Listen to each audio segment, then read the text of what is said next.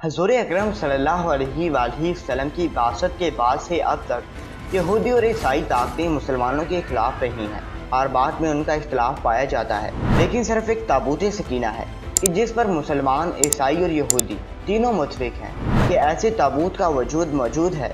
बल्कि दुनिया के ये तीनों बड़े मजहब ताबूत सकीना की तलाश में हैं और तीनों का ही ये अकीदा है कि वो ऐसा मुक़द्दस संदूक है कि जिसके भी हाथ लग गया तो फिर वो मजहब पूरी दुनिया पर काबिज हो जाएगा। हज़रत आदम अलैहिस्सलाम की दुनिया में तशरीफ़ लाने के बाद अल्लाह ताला ने उन्हें शमशाद नामी दरख्त की लकड़ी से बना हुआ और सोने का काम किया हुआ 3 गज लंबा और 2 गज चौड़ा एक अनोखा संदूक अता फरमाया, जो कि मुंतकिल होता हुआ हज़रत याकूब अलैहिस्सलाम को मिला और आग के बाद आपकी औलाद बनी इसराइल के कब्जे में रहा और फिर हज़रत मूसा अलैहिस्सलाम तक पहुंचा। इस संदूक को ताबूत सकीना कहा जाता है। हज़रत आदम अलैहिस्सलाम को जब ये संदूक मिला तो उसमें तमाम अंबिया कराम और उनके मकानात की तस्वीरें थी। जब हज़रत मूसा अलैहिस्सलाम को ये संदूक मिला तो आप उसमें अपना खास सामान रखने लगे। इसके अलावा संदूक में तुराय शरीफ की तख्तियों के टुकड़े, जंती लाठी, हज़रत मूसा अलैहिस्सलाम का लिबास और हज़रत हारून अलैहिस्सलाम का इमामा और उनकी लाठी, हज़रत सुलेमान अलैहिस्सलाम की अंगूठी और बनी इसराइल पर नाजिल होने वाला मनो सलवा भी मौजूद था। हज़रत मूसा अलैहिस्सलाम जंग में इस संदूक को आगे रखते थे। इससे बनी इसराइल को सुकून नसीब होता था।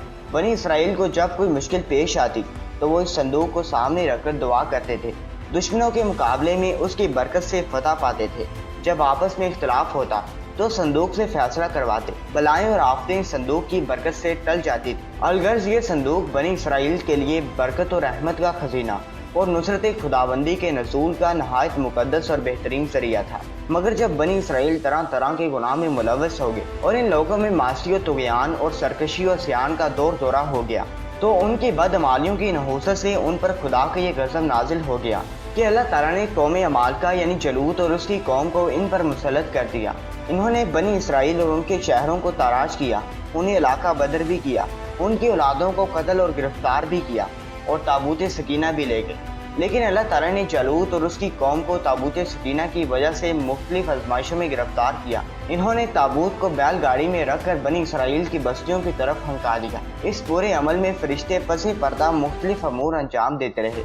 इस वजह से सूरतुल बकरा में अल्लाह तबारक व तआला ने फरमाया कि फरिश्ते उसे उठा लाएंगे या फिर बराह रास्त फरिश्ते उठा कर लाएंगे। यह हज़रत शुमैल अलैहिस्सलाम का ज़माना था। बनी इसराइल का कोई बादशाह नहीं था। इन्होंने आपसे दरख्वास्त की कि हमारे में से किसी को बादशाह बना दे। चनाचा आपने तालूत को बादशाह बना दिया। लेकिन जब लोगों ने तालूत की बादशाहत मानने से इनकार किया तो फिर एक दिन खुद ब खुद ताबूत सकीना तालूत के पास आ गया, जिससे पूरे बनी इसराइल ने तालूत को अपना बादशाह मान लिया। इसका जिक्र कुरान मजीद की सूरतुल बकरा की आयत नंबर 247 और आयत नंबर 248 में आया है। जब ताबूत सकीना बनी इसराइल के पास आया तो चंद ही दिनों में उनका अरूज फिर से बहाल होना शुरू हो गया। कुरान पाक की सूरतुल बकरा में अल्लाह तबारक व तआला ने फरमाया और उनसे उनके नबी ने फरमाया, उनकी बादशाही की निशानी ये है कि तुम्हारे पास वो संदूक आ जाएगा जिसमें तुम्हारे रब की तरफ से दिलों का चैन है और कुछ बची हुई चीज़ें हैं। इसमें मूसा और हारून अलैहिस्सलाम के तबरकात हैं। इसको फरिश्ते उठाए हुए लाएंगे। बेशक इसमें बड़ी निशानी है तुम्हारे लिए अगर तुम ईमान रखते हो। लेकिन यहूदी कौम ऐसी कम अकल कौम थी कि वो हर ज़माने में किसी न किसी बुराई में मुब्तला हो जाते थे। लिहाजा जब यहूदियों में शिरक आम हुआ तो बादशाह बख्त नसर ने यरूशलेम पर हमला करके इसको तबाह बर्बाद करके रख दिया। उसने शहरों के शहर जलाकर रख दिए, बेशुमार यहूदियों को जलाकर खाक में मिला दिया। इस तबाहकारियों की वजह से ताबूत सकीना कहीं गायब हो गया। आज तक ताबूत सकीना के बारे में कोई भी सुराग नहीं लगा सका। यहूदी ताबूत सकीना की तलाश में आज भी लगे हुए हैं ताकि वो इस ताबूत को तलाश करके अपनी उसी रूहानियत को वापस हासिल कर सके जो कभी उन पर अल्लाह तबारक व तआला ने अता की हुई थी। ताबूत सकीना किस जगह है, इसके बारे तारीख और मुख्तलिफ रवायात मिलती हैं। हर किसी का नजरिया अलग अलग ही मिलता है। कुछ मुफस्सिरीन का कहना है कि बादशाह बख्त नसर के हमले के बाद इस संदूक को अफ्रीका ले जाया गया था। वहाँ एथियोपिया के एक चर्च में रख दिया था जहाँ वो आज कहीं छुपा हुआ है। कुछ का कहना है कि जापान की पहाड़ियों में इस ताबूत को किसी बादशाह ने दफन करवा दिया था। मशहूर एथ्रोलॉजिस्ट स्ट्रॉन वे का कहना है कि ये मशरिक़ वस्ता यानी अरब ममालिक में कहीं मौजूद है, जबकि एक थ्योरी के मुताबिक ये संदूक हज़रत सुलेमान अलैहिस्सलाम के महल में कहीं दफन है जो फ़लस्तीन में आज भी गुम है। इसकी तलाश यहूदी काफ़ी अरसे से कर रहे हैं। इस संदूक को ढूंढने की कोशिश आज भी जारी और सारी है।